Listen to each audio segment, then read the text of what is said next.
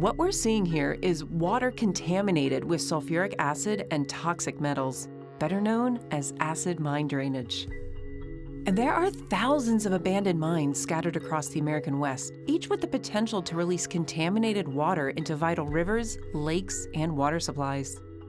Now, NASA instruments are providing a crucial solution. By mapping surface minerals from space, they can identify the exact regions in need of remediation. But first, a bit of a science lesson.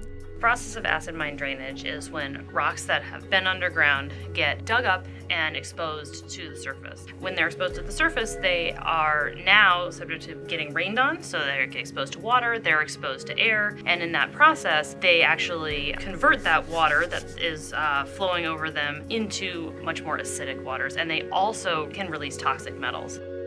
Now, certain types of rocks do experience this kind of weathering naturally. However, this process unfolds much slower, since rocks make their way to the Earth's surface over incredibly long timescales.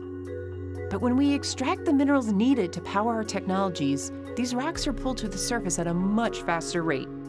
And so we really expedite a lot of that weathering in that process. There are an estimated 50,000 mines across the American West that have yet to be assessed for remediation. And it can be very expensive to do so on the ground.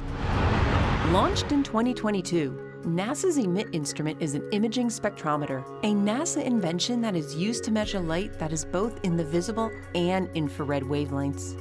An imaging spectrometer is basically kind of like a really fancy camera. So your camera has, a red, green, and a blue channel, and those are often really broad channels. But light is a continuum, and it reflects at all these different wavelengths. And so if you can measure them in narrower and narrower intervals, you get more and more information about exactly how light is interacting with the chemical surface and the properties of whatever it is that it's reflecting off of.